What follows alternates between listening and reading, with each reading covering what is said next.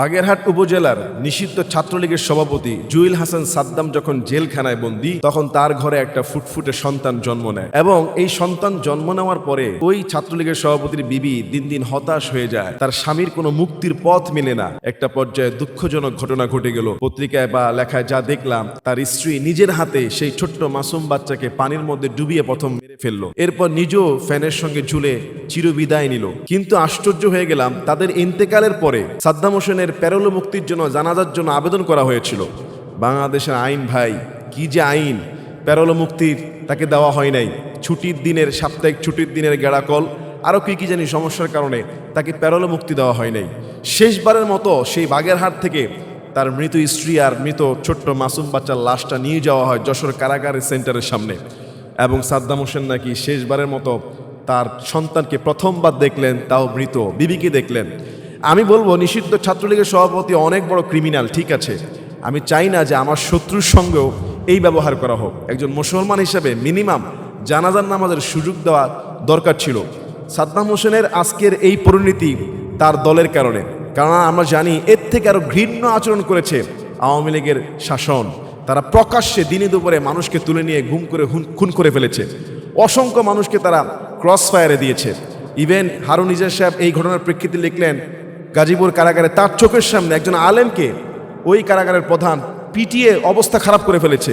সেই আলেমের সন্তান যখন মারা যায়, তাকে জানাজার জন্য প্যারোল মুক্তি দেওয়া হয় নাই। এই ঘৃণ্য রচনা কিন্তু আওয়ামী লীগ চালু করেছে। ইতিহাস দেখুন, গত 15-16 বছরে আল্লামা সাইদি সাহেবের একটা জানাজা তারা ঢাকায় পড়তে দেয় নাই। লাশ নিয়ে অ্যাম্বুলেন্স নিয়ে টানা হিসরা করেছে। এরকম অসংখ্য, আপনার বিএনপি ইলিয়াস সাহেবকে তো গুণই করে ফেলেছে, জানাজা দূরের থাক, লাশে দেখতে দেয় নাই। নিজের দলের আপনার এমপি চেয়ারম্যান কক্সবাজারের একরামুল হককে আইনের মাধ্যমে শাসন দিতে পারত, প্রকাশ্যে ফোন কলে তাকে ক্রসফায়ার করা হয়েছে। 7 খুন। তারপরে বাংলাদেশ জামাতে ইসলামের কত কর্মীকে যে তারা গুম খুন হত্যা করেছে। তারপর আপনার ছাত্র শিবিরের কত ভাইদেরকে গুলি করে মেরে ফেলা হয়েছে। এরপরে শাপলা চত্বরে 5 মেতে কত আলেমুল আমাদেরকে মেরে বলেছে রং মেঘে নাকি তারা বাহানা করেছে। তাদের যে দৃষ্টান্ত, এইটা পৃথিবীর ফেরাউনের সঙ্গেও কুলাইলো মনে হবে না, এত নোংরামি তারা করেছে। আজকে সেই নোংরা রাজনীতির শিকার তারই দলের কর্মীরা। কিন্তু আমরা বলবো, ভাই, আমাদের শত্রুর সঙ্গে আমরা এই ব্যবহারটা করতে চাই না। অপরাধ করলে বিচার হবে, আদালতের মাধ্যমে কঠিন শাস্তি হবে। কিন্তু তার বিবি, তার কন্যা কি দোষ করেছে?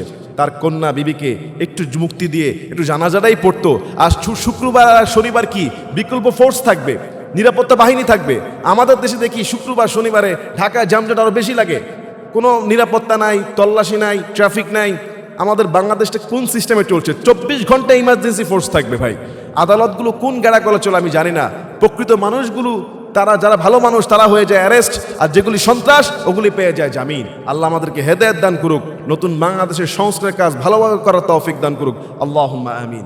মেলায় প্রেমিকের সঙ্গে স্ত্রী হাতে নাতে ধরে ফেললেন স্বামী। এরপরে দেখছি একজন যুবককে তাকে লাথি মারতে আর বলছে যে তোর জামাই নাই, তোর জামাই নাই। এমন একটা ভিডিও সোশ্যাল মিডিয়াতে চলে এসেছে। বলা হচ্ছে তার স্ত্রী একজন প্রেমিকের সঙ্গে নাকি মেলায় ঘুরতে গিয়েছে, স্বামী হাতে নাতে ধরে ফেলেছে আর তাকে মারা শুরু করলো সবার সামনে। আসল ঘটনা সত্যি কি এটাই? আর এটা যদি নাও হয়ে থাকে বা হয়ে থাকে, সেটা বড় বিষয় না। আজকে প্রায় জায়গায় কিন্তু এমন ঘটনা ঘটছে। স্বামী বিদেশ কিংবা কর্মস্থলে চলে গিয়েছে, তার স্ত্রী পরকীয়ায় দেদারসে লিপ্ত, হয় ফেসবুকে, না হয় ইনস্টাগ্রামে, না হয় মেসেঞ্জারে, না হয় পার্কে, না হয় মেলায়।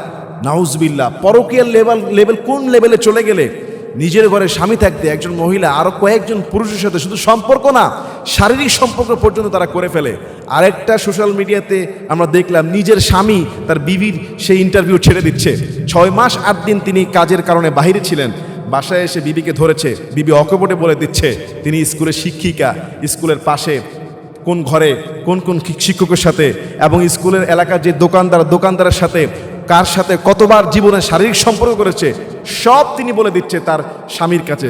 স্বামী ভিডিও করে বলছে যে আমার সন্তানের মাথায় হাত ধরে বলো, আর স্ত্রী সন্তানের মাথায় হাত ধরে বলছে আমি এরকম 1বার করেছি, 2বার করেছি, অমুকের সঙ্গে তমুকের সঙ্গে।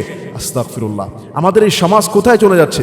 আমরা মুসলমান, স্বামীকে রেখে বিবি চলে যাচ্ছে পার্কে। অনেক প্রবাসীর স্ত্রীর ঘটনা শুনি, স্বামী 15-20 বছর কষ্ট করে পয়সা দিয়ে তার বিবির কাছে টাকা দিয়েছে ঘর বানানোর জন্য বা বানাচ্ছে, সেই বিবি স্বর্ণ অলংকার টাকা পয়সা ছেলে মেয়ে সব রেখে স্বর্ণ অলংকার টাকা পয়সা নিয়ে ভেগে আরেক সংসারে চলে যায়। আরে ভাই, আপনি যে এই স্বামী সংসার করবেন না, তাকে তালাকও দেন নাই, ইদ্যুত পালন করেন নাই, রাতারাতি তার কাছ থেকে পালিয়ে আরেকজন পুরুষের সঙ্গে বিবাহ করলেন, এত সহজ? ওটা তো সম্পূর্ণ জেনা, আর সব হারামজাদা জন্ম নিবে, সব হারামজাদা হবে। এই ধরনের পরকীয়া, এই ধরনের সমাজ নষ্ট হয়ে গিয়েছে ইসলামিক সুশাসন, ইসলামিক শিক্ষা না থাকার কারণে। আজকে মেলায়, হাটে, সব জায়গায় এগুলি ধরা খাচ্ছে। ফোনে কত ডিভোর্স হচ্ছে। এসব ডিভোর্সের কারণ কি? পরকীয়া, সন্দেহ, বিশ্বাস নাই।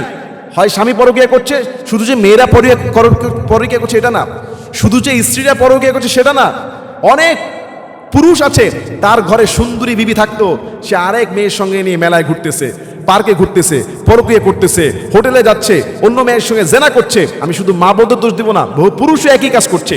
বিবিকে রেখে সেও অন্য মহিলা নিয়ে মাস্তি করতেছে। উভয় দিকে সমস্যা। আল্লাহর ভয়, তাকওয়া, পরহেজগারিতা না থাকার কারণে কোথায় যাবেন? এই সমাজ নষ্ট হয়ে গিয়েছে, এই সমাজ পচে গিয়েছে। আল্লাহ, তুমি আমাদের সবাইকে হিদায়াত দান করো। আল্লাহ, তুমি আমাদের দেশে সুশাসন কায়েম করে দাও, এবং আমাদের সবার অন্তরে আল্লাহর প্রতি ভয় ভালোবাসা যেন আমাদেরকে জাগিয়ে দেয়। আমিন, আল্লাহুম্মা আমিন।